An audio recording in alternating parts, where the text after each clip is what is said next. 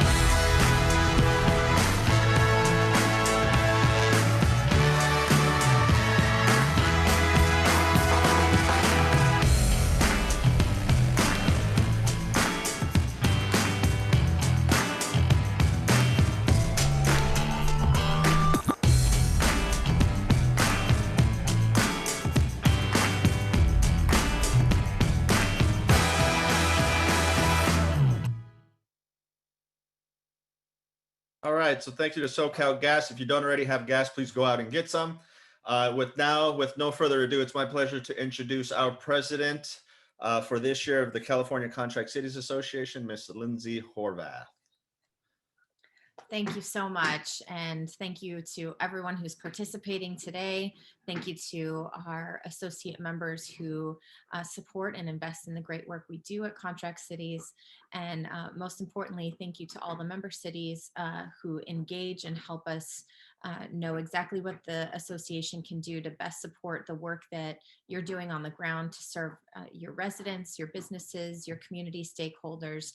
That's why we're here to help support you, and your investment of time, effort, and energy in our association really makes a difference. I'm going to get right into our program today, as I'm sure many people are eager to hear from our speakers. Our first speaker today is Sheriff Alex Villanueva, who was elected to be the 33rd Sheriff of Los Angeles County in 2018. A 34-year veteran of the department, Sheriff Villanueva commands the largest sheriff's department in the United States with nearly 18,000 budgeted, sworn, and professional staff. As sheriff, he's dedicated his time to holding town halls to personally address unique issues that affect specific communities within Los Angeles County. While I missed ours in West Hollywood, I heard it was a great success. His efforts to increase public transparency by placing all allowable departmental information online at lasd.org have been publicly commended. He initiated the removal of ICE from the county jail system and has redirected resources to tackle the problems of that our communities face. Of note, mental health and homeless service teams have been expanded to meet the increased need of residents across Los Angeles County. Sheriff Villanueva honorably served in the United States Air Force, the California Air National Guard, and the California Army National Guard. As a training officer, an academy instructor, a field supervisor, and a watch commander during his career, Sheriff Villanueva encouraged those he led, and in so doing, earned their trust.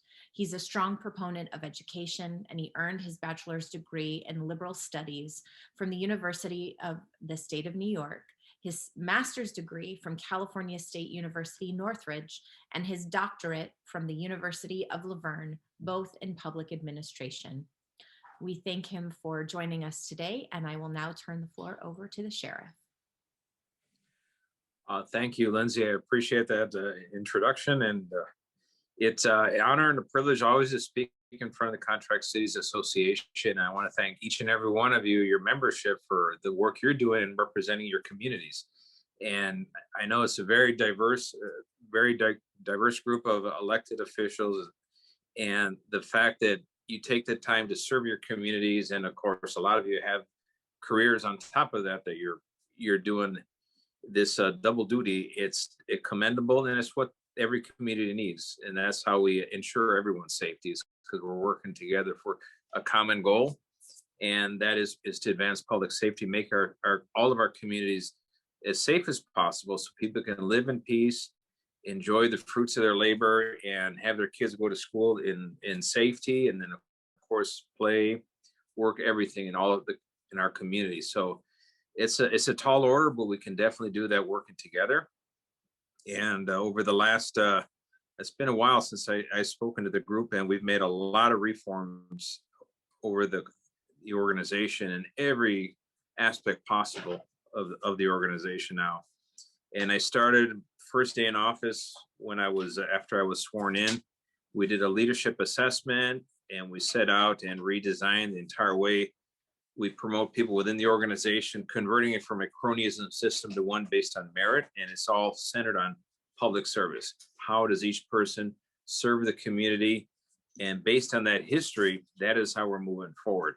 And we've done a lot of different policy changes, like the one that Lindsay mentioned with ICE. We have the body-worn cameras now that is up and running. And we restarted it from scratch back in December of 18, and now it's in full force. In fact, I have the list here. I keep a handy list of where we're at with the body-worn camera. And for the month of March, Altadena and Temple stations are being outfitted with the cameras. And our pace had to slow down a little bit because of COVID-19. We had less people in the class, you understand the drill. However, we're on pace to have the entire program up and running by this fall, or this summer. That means all 5,200 plus units will be outfitted, deputies, security officers in the field, supervisors, specialized units, anybody who's in uniform in the field will be outfitted with the cameras. And to date, the program is working as intended. So this is a very important move forward in terms of transparency, in terms of accountability. And of course, there's some getting used to the new technology. And so obviously there'll be some growing pains with it, but that's to be expected, particularly an agency of our size.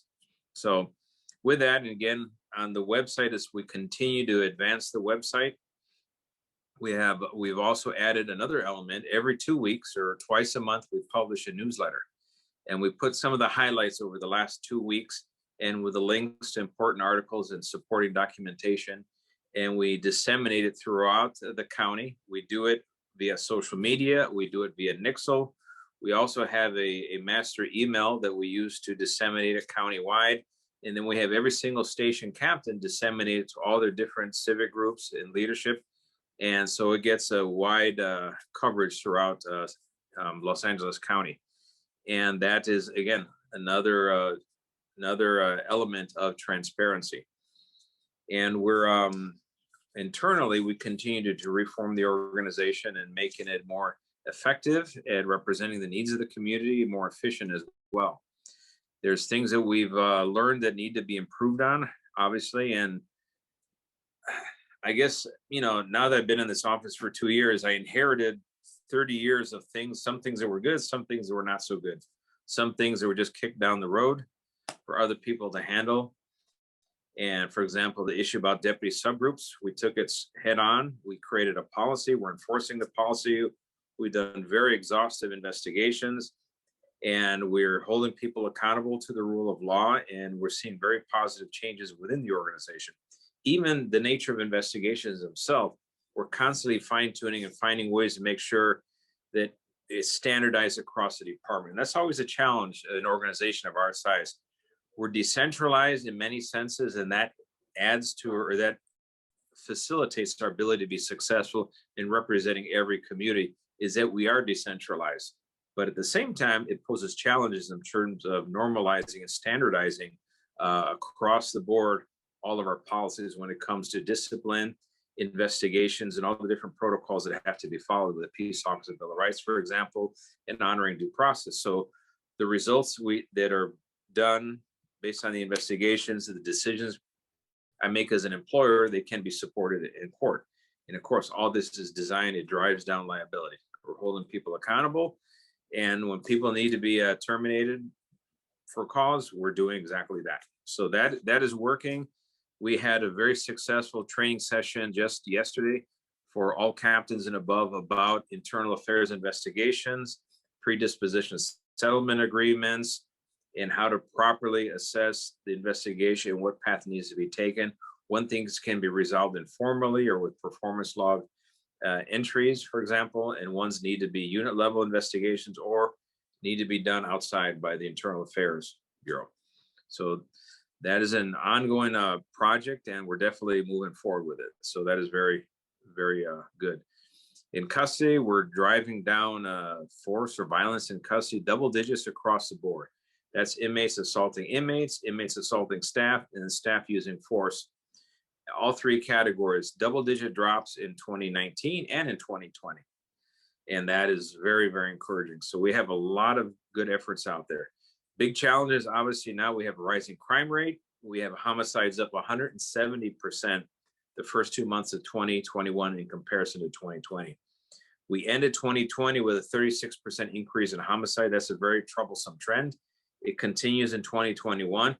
It is pandemic related, but also we're starting to see now that whole political movement about trying to delegitimize or discredit law enforcement is now, obviously the criminal element is now trying to recalibrate what they're doing in response to that. So for every action, there's an equal and opposite reaction. That does not help anybody, what they're trying to do. So we're working hard to make sure we keep our communities as safe as possible. And we have a very detailed plan out how to bring down this homicide rate. Assaults with a deadly weapon are up 13.5%. I think grand theft auto is up 75% and arson up 41%. This is across all the jurisdictions that we handle. And LAPD is facing similar demographics or numbers across the nation. In large metropolitan areas, it's almost identical. It's being seen everywhere. So there's a theme, a common thing that's driving this whole narrative. And you can't pick apart what agency is doing better than other, because everyone is facing pretty much the same surge in crime. So we got to work together definitely to bring this down. We've had some success with our homeless outreach service team. However, the problem continues to get bigger than our success at dealing with it. So that is going to remain probably the biggest task next to the pandemic itself, which actually found a way to supersede the homeless problem. And so working very hard with that. Our efforts throughout the civil unrest period in May and June were successful. In fact, all of the sheriff's jurisdictions saw minimal to no damage whatsoever due to rioting, looting, arson, vandalism. And we assisted other municipalities through mutual aid, and we were able to pretty much stop all the violence right there. So we did not become a Seattle or a Portland or Kenosha, for example. But we could go on and on, but I think it'd be probably more informative if I take questions, and anybody has any area they want me to elaborate more on, I'm more than open to discuss that.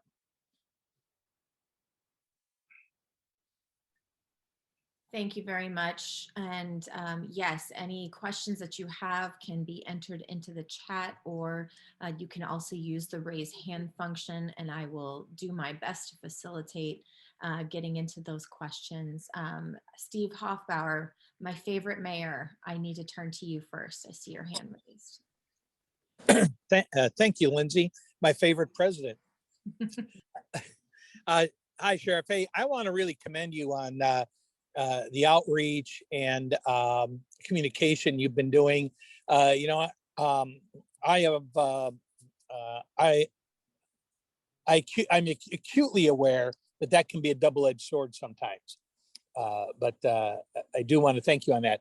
So I got a question. I'm getting some anecdotal reports, and I've got our city attorney following up with our captain and on this issue. But I'm learning that our arrest rate is about the same out in the Antelope Valley, but that the filings are less than half. In other words, they're just getting kicked. Is that an experience that other communities are seeing as well? Or is that unique to our neighborhood that we're not getting the follow-up by the DA's office? I got a case I got to go to tomorrow on a guy that looks like he's going to walk after killing a friend, and they're going to be a simple vehicular manslaughter, and they're dropping the hit and run, they're dropping the drunk driving, they're dropping all the other stuff, and it looks like he's going to get out with time served. So I'm on that. I'm on the warpath on that issue with our DA. But can you address the arrest versus filing issue, sir? Thank you. Well, I can tell you this. So we are gathering the statistics as we speak. For every time there's a DA reject, there's a blue slip that goes along with it. They have to articulate the reason why they're rejecting the case. And we're gonna have to wait a few months to get enough statistical data to do a snapshot of before and after. And this is pre-AD and post-AD to, I say after Gascon, actually AG. And we'll see what the numbers look like. But I'm seeing the same thing across the county, where when we removed enhancements, for example, gang enhancements, gun enhancements, multiple victim enhancements, death penalty cases, and all this drive to reduce to the least amount of possible time to be served, no matter what the crime is, it is going to have a very negative consequence.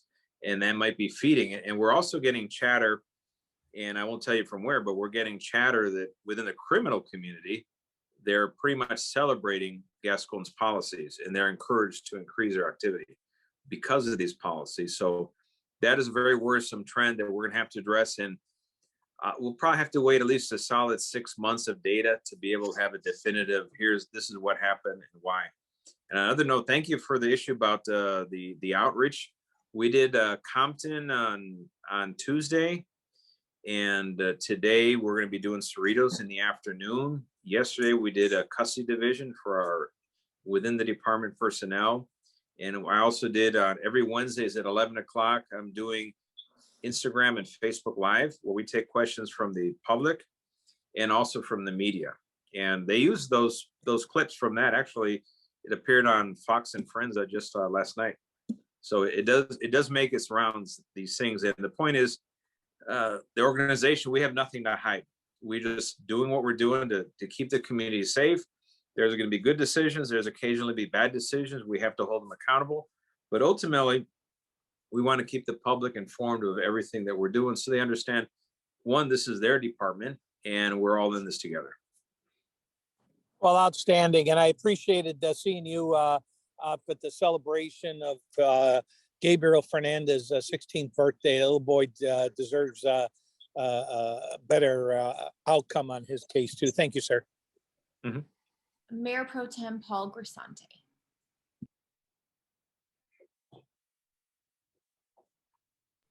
You're on mute there, sir.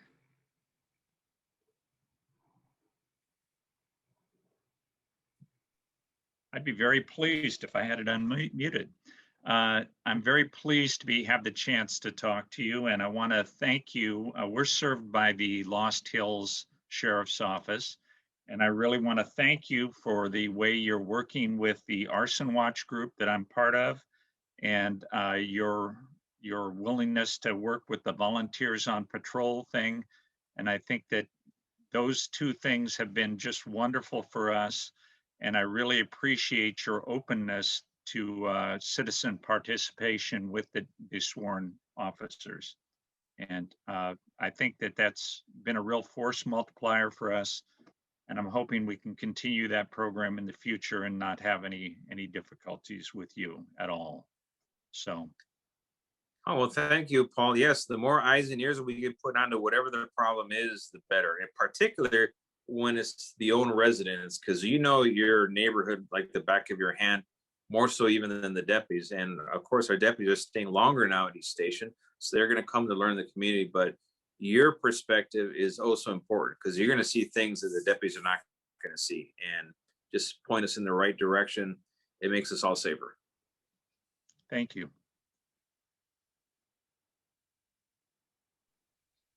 Sheriff, since you mentioned you recently had a conversation with the Compton community, we were recently informed about a whistleblower allegation that's come forward. We were informed at the beginning of this week, had the opportunity to speak a bit with contract law, and I know the issue's ongoing. But since we have you here today, I'd like to hear what, if anything, you can share about what you know at this point with regard to that complaint. Well, we got the origination of the complaint, and apparently it was from what I understand, it was lieutenant had voiced a concern to an attorney, and then the attorney took it upon themselves to release it to the city of Compton, and of course, absent us actually being able to verify it and look into it. So we're going through the inquiry right now. We're going to pull it apart. I mean, the issue of contract minutes has risen since I've been on the department. We've had this issue of contract minutes. And it's a question of being, always looking with a fine tooth comb at the minutes, the billing, to make sure it matches. And we have to make sure on our end that our personnel are doing what they said they're doing according to how they're logging. And we got to make sure that happens. And in fact, during the period when the pandemic started, we were actually over in contract minutes. We were over by, I think, 102%, 2% over, because we flooded the entire system with deputies when the court shut down. And that's why you saw radio cars everywhere, and crime really took a nosedive. And again, we put them there as a buffer. We exceeded the contract, and it kind of made it balanced, because some place we were like at 97, 98%. We went over by 102%. We're floating right around the 100 mark. But we're only as good as the deputies are recording their activities on their computer. So we're doing our inquiry. We're going to audit it. And based on the results, if we need to improve on any area and tighten down people that may have took the liberty of recording stuff that was not a contract item, well, then we'll definitely take care of that. Councilmember Henry Bouchard. Hey, Lindsay, thanks so much. Hopefully you can see me okay. I'm over here in Whittier, so we don't exactly contract with you, Sheriff, although we are neighbors. Yes. In fact, I remember running into you on the campaign trail a few years ago. My question is about your relationship with the County Board of Supervisors. We work closely with our supervisorial representatives, and so there's definitely been some media attention to that, and so I'd like to know sort of where your relationship is there, and how you intend to go about improving that relationship. Thanks so much. Well, what we've been doing is that we've been sticking to our guns. I'm doing exactly what I campaigned to do when I was a candidate for sheriff. Everything that I campaigned on, I followed through and executed. I mean, to the detail. And we're not giving up. I think we're doing the right thing, and we have the facts to support it. I know early on there was some supervisor that thought that delegitimizing the sheriff's department or trying to discredit me as sheriff was somehow a political savvy move for whatever their narrow political interests were. But I think in the long run, it turned to be very short-sighted, because all they did was increase liability for the county as a whole. And they inviting more people to sue the sheriff's department, which the county ultimately has to pay the price, and the taxpayers. So not a very wise policy. But moving forward, since the pandemic and now lately, there's been some thawing in the relationship. I have two supervisors that are pretty much now supporting what the department is doing. I've reached out to all 5 supervisors, and people may not be aware of this, but ever since I took office, Mark Ridley Thomas refused to meet or speak with me the entire time him and I were in office to get together. That's 2 years. So we overlapped.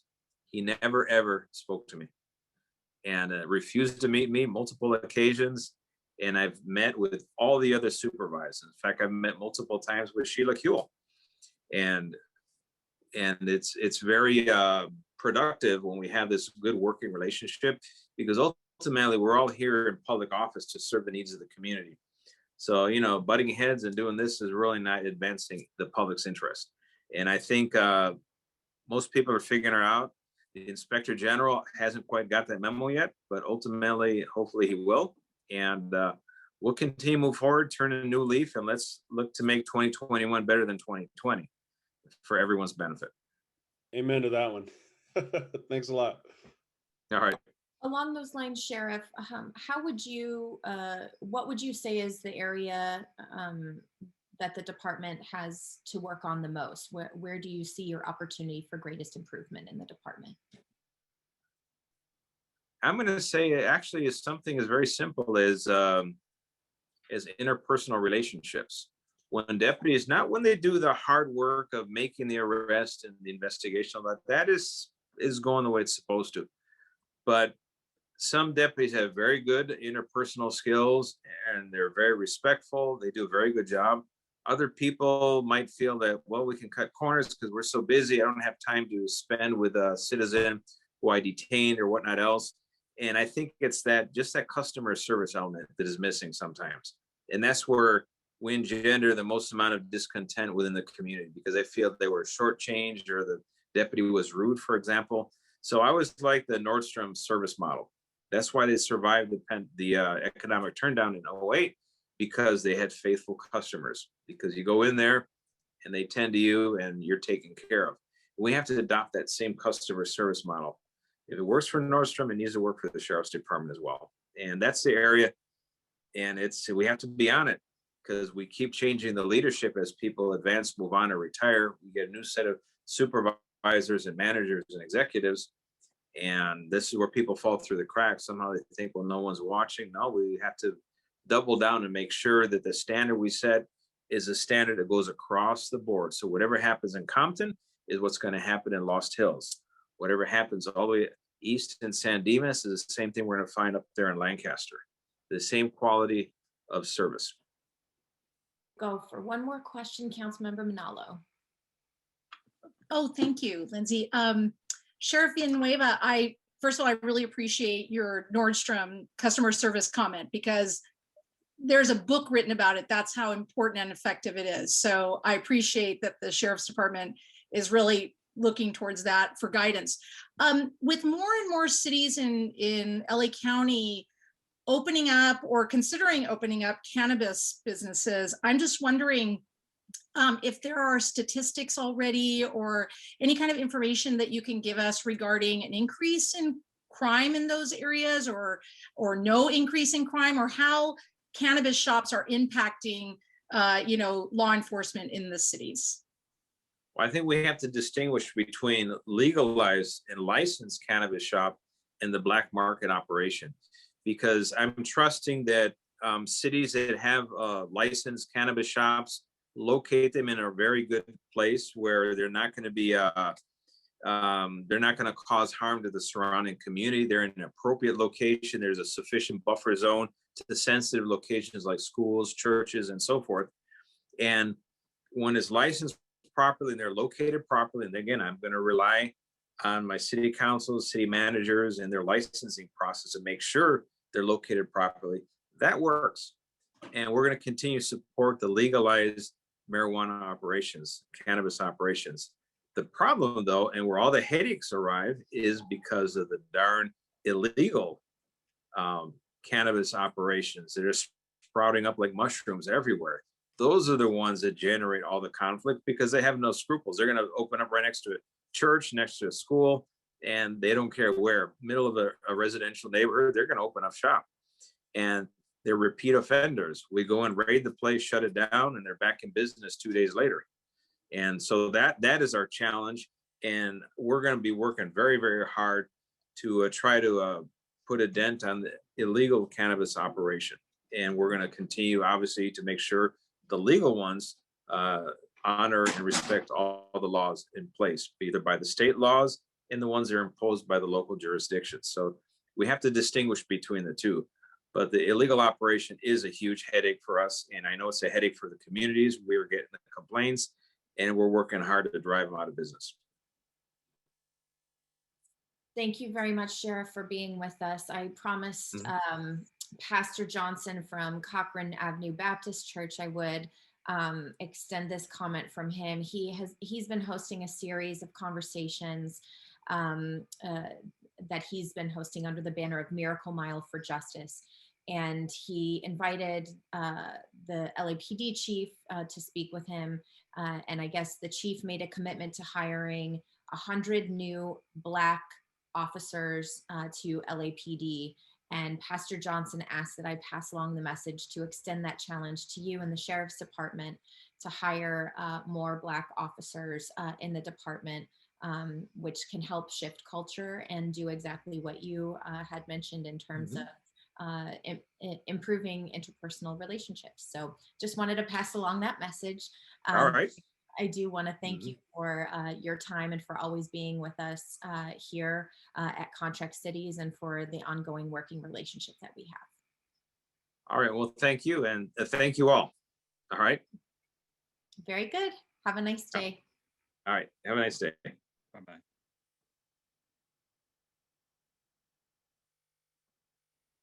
And next, I would like to introduce the LA County Department of Public Works Assistant Director, Phil Doudar, who is a registered... Hello?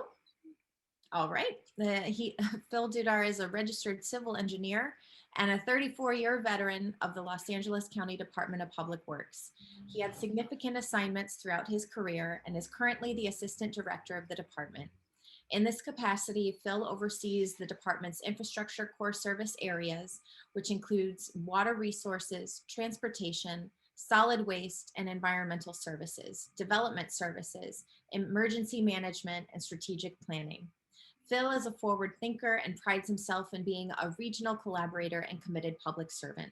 He's known to be community and customer focused. I now turn it over to Phil. Thank you for being with us.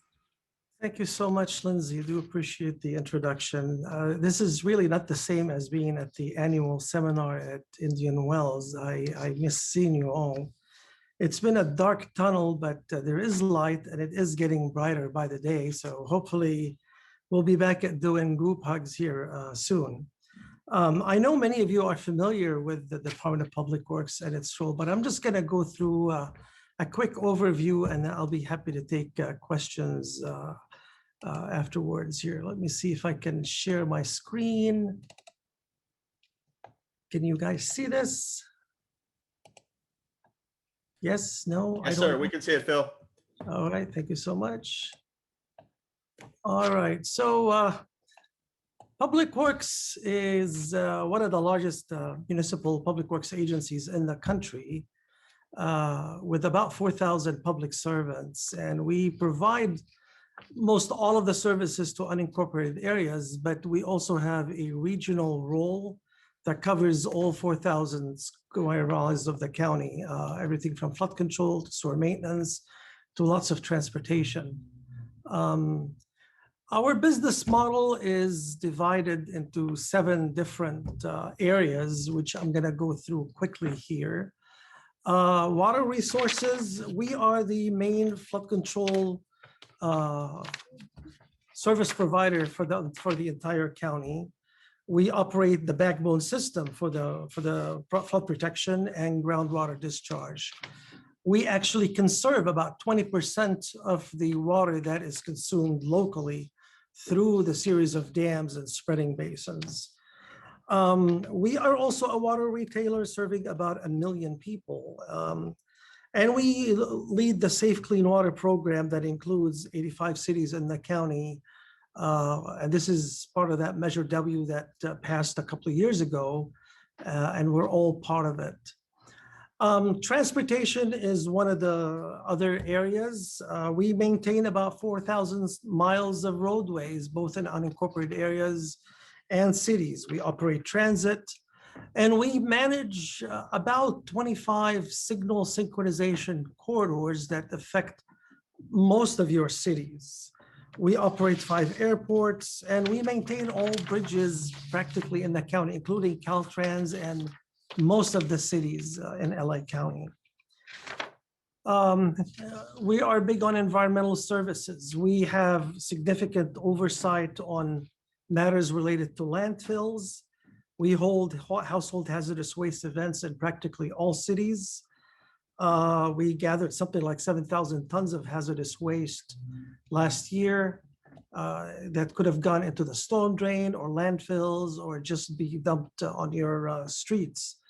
We provide trash collection to about 1 million residents. Most all of them are in unincorporated areas.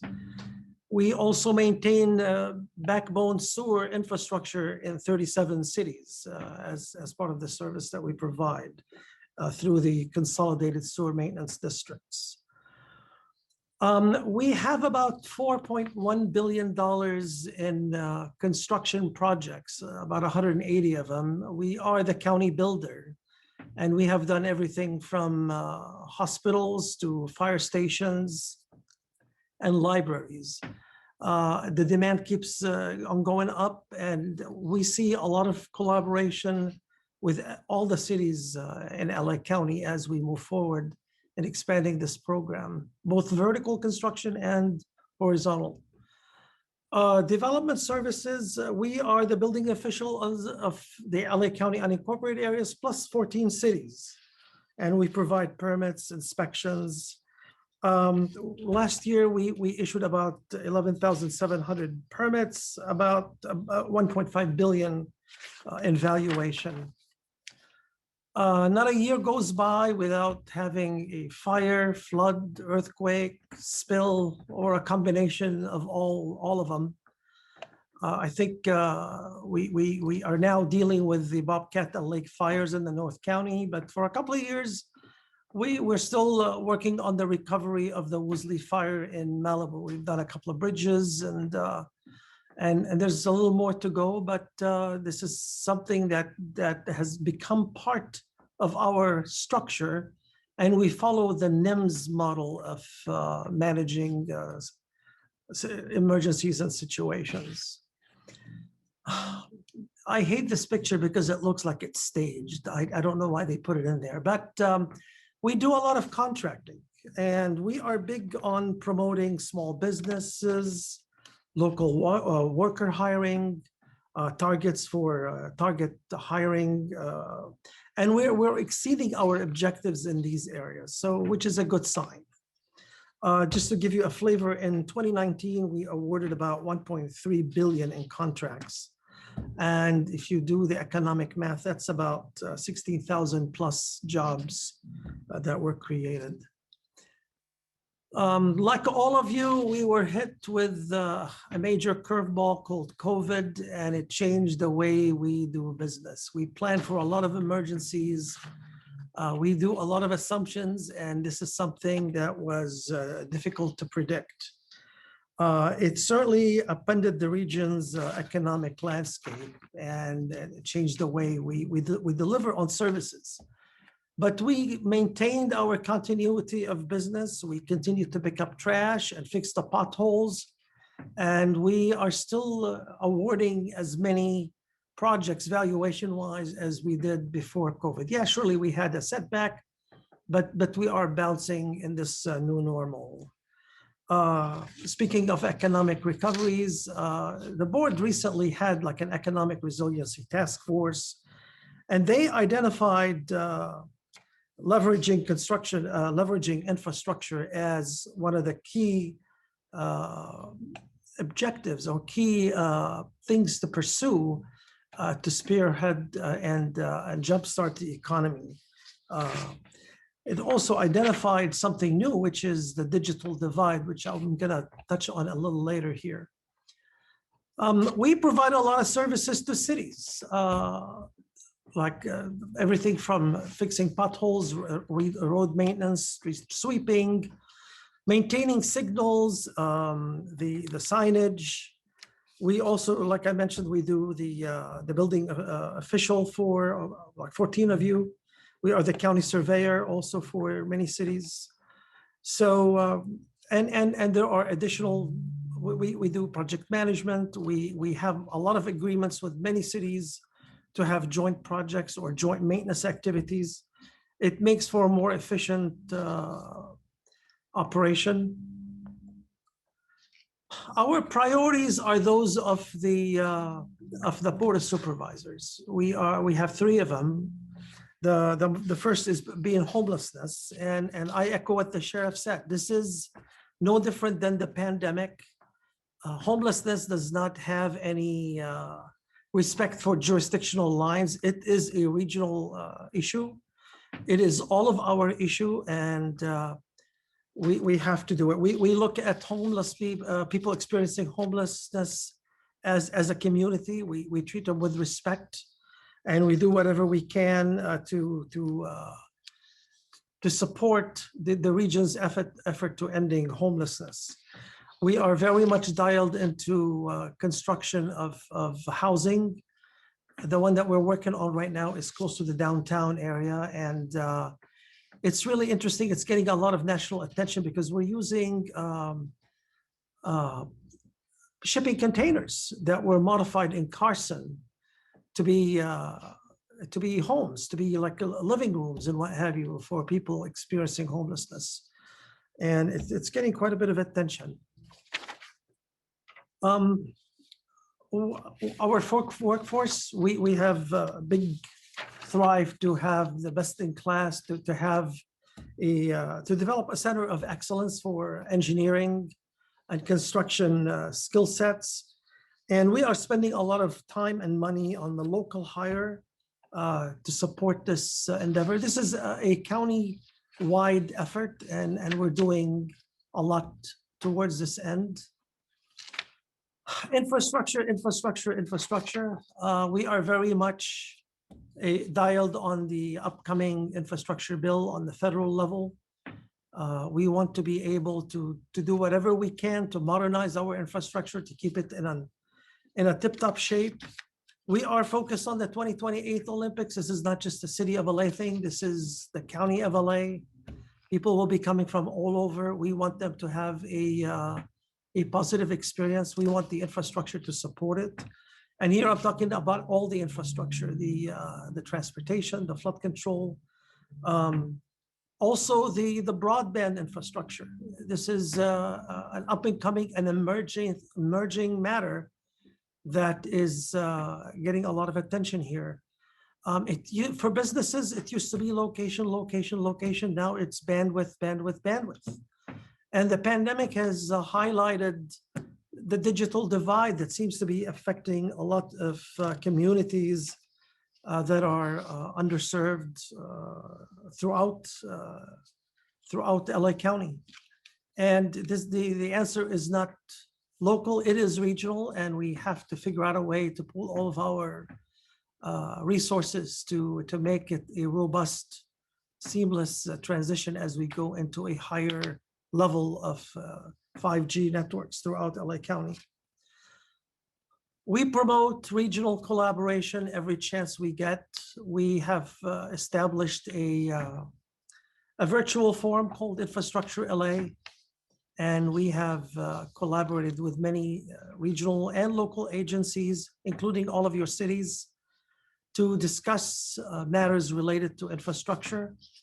What's on our radar screen right now is about $105 billion in multi-sector projects, infrastructure projects that we are communicating with the federal government and elected officials, so they know these are projects that are almost shovel ready, that they need this big investment in, both public and private. We are also very much dialed on what it means, what climate change means to our infrastructure and the resiliency for the region. To this end, we have a forum coming up on Wednesday, and Mark Pestrella, Phil Washington, Marty Adams, I think Fran Inman, and few others are going to take part in the roundtable discussion, specifically on climate change, funding to support climate change resiliency. I invite you all. I'll make it available to contract cities so they know when and how. So this is my presentation. I am open for questions. We are, again, very big on collaborating. We take it very seriously when a city is in distress. Our supervisors represent all of the cities. So we are on it. Our supervisors also serve on Metro, and that is also a regional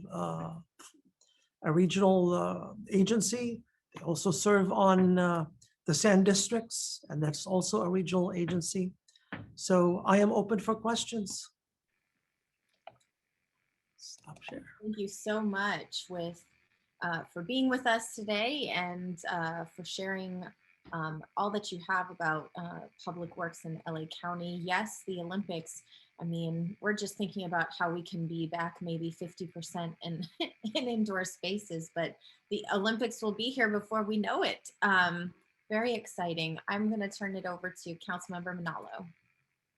Mr. Doudar, my question for you is, there was a report the other day regarding infrastructure in California.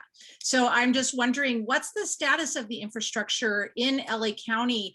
The report wasn't very positive. I think there's a lot of things that need to be improved on and obviously modernized, updated. But what's the status in general of the infrastructure? Sure. Like the state of infrastructure, I think is what you're referring to. And okay, so there are some major cities in the country that try to lower the standard, or not this, lower their grade in the hopes of getting funds. The most credible agency that can rate infrastructure is the American Society of Civil Engineers, and they have given us a C+. So it's not where we want to be, but I mean, so there's a lot of room for improvement, but it's not way down at the bottom. Of course, it's regions, different regions within LA County have different classes or different grades, but overall, this is the grade that the American Society of Civil Engineer has assigned to infrastructure in LA County. I hope I answered your question here. Yes, you did. So what's the plan to improve it to a B or a B+ or something like that? Okay, to me, first and foremost is getting a major infrastructure bill by the federal government passed. We are way behind, and unfortunately, we had 4 years where this thing did not happen. And so not only do we have 4 years to catch up, but now we need to step it up and move forward and tackle all these other things like climate change. So doing whatever we can, all of us as a region, to send the message to Sacramento and to send the message to the delegates in DC will go a long way to support an infrastructure bill that can benefit us for the next 10 years. Gas tax,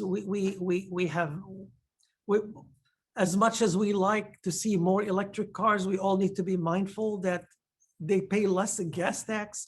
This affects the money that we have to spend on our transportation, on our roads. The state has done certain fixes to link it to the registration. But on the federal government, this is something that we would like to advance as well. So if you are dialing in with the elected officials there, this is something that you can bring up.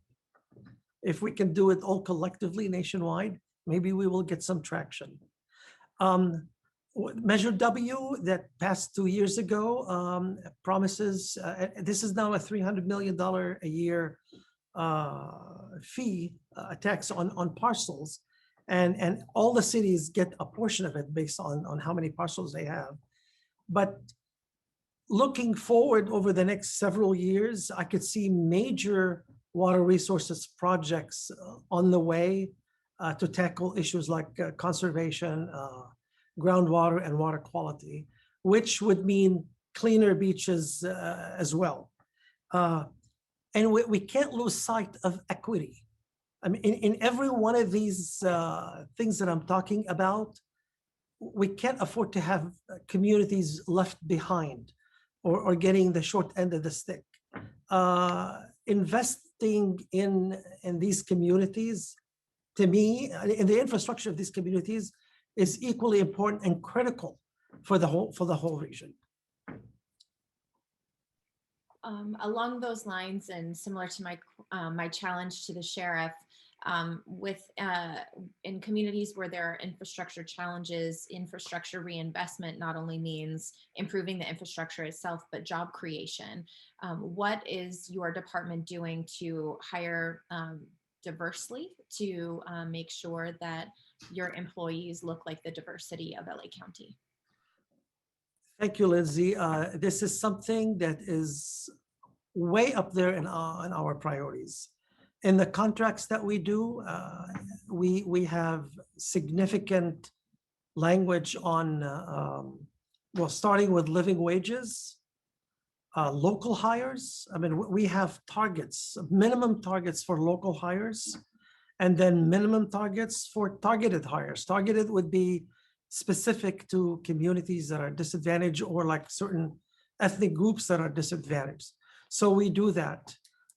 We recruit nationwide, and I invite you to come to the Department of Public Works whenever we open, and you will see a reflection of Los Angeles in ethnicity and gender, all of that. So we take pride that one of our values is inclusivity, and we really take it to heart. So good question. Thank you so much.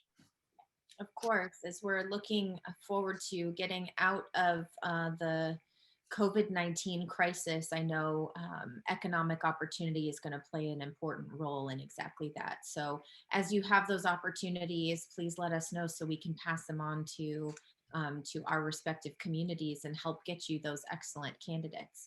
All right, I see our executive director wants to jump in, so I'm going to turn it to him. Hi, Lindsay. Hey, Phil, thanks for the presentation. I thought it was really, really informative. So thank you for taking the time to be with us today. I have a question from the chat. Some folks are asking where they can get the grades for their cities that you were talking about just a little bit ago. I will send you a link. There is a link. I'll send you guys a link for the, I don't know if it goes down to city level, but it's like a regional level. Okay. Well, we'll get it out to whatever it is. We'll get it out to our membership. So thanks for that. Sure. Something I should have mentioned under environmental. One area we are dealing with hot and heavy is Assembly Bill 1383, and it is a greenhouse gas law that targets what goes into the landfill: green waste, food waste, and so. 2 or 3 years down the line, the way that garbage is collected is going to change significantly. If this is not on your radar screen, I encourage you to know more about it. It will affect the cost of collecting garbage to your residents. Also, the way you dispose of your own landscaping waste and tree trimming is going to change. It is a big thing, and the infrastructure is still missing. You're going to hear more about it as we move forward. So I just wanted to throw this out there. Very good. As we think about the questions that come to us, of course, like an hour from now, and we miss the opportunity, what is the best way you prefer cities to be in touch with you and your department? Sure. Marcel has my email address and my phone number. I just want to make sure that I am with the Department of Public Works, DPW, not the Department of Water and Power. Oh my gosh! I'm so embarrassed. That was a typo on in our rush to get it out. So my apologies, Phil. We will never ever call you DPW as meaning power and water again, ever. Hey, I am an agency that's willing to work with all of you. That other agency is strictly a City of LA agency. So there. We appreciate your outreach. We appreciate your time today and just being willing to share a little bit more with us about your department and how we can be better partners in accomplishing the work that all of our cities need. So thank you very much. Thank you, Lindsay. And so that pretty much concludes our program for today. Marcel, do you have any final comments for our attendees before we adjourn? Yes, thank you, Lindsay. So real quick, I just remembered, or I was looking while everybody was speaking. So our speakers for next week, we have District Attorney Gascon, followed by Board Chair Hilda Solis next week, followed by some crowd favorites, Supervisors Hahn and Supervisors Barger in week 3. And finally, in week 4, we've invited the CEO. We haven't heard back from her yet. So we'll keep you all posted on that. But we look forward to having you here. We had a great turnout today, so please keep it up. This really makes us relevant, particularly with the county. If you all have not been paying attention, I think most of you have, we've positioned ourselves really, really well in the county to be influential for all things when it comes related to your cities and anything that you might be dealing with that has to do with the county, whether it be public works, sheriff's department, animal care and control, or everything and anything in between. So please keep it up. Please keep attending these meetings because it really helps us when we're doing the advocacy on your behalf with the county. So thank you. All right. Thank you all for participating today. This recording will be available for you to share with your colleagues or fellow staff who weren't able to attend in person with us today, but will be interested in the information and discussion. And we'll look forward to seeing you again next week. Thank you.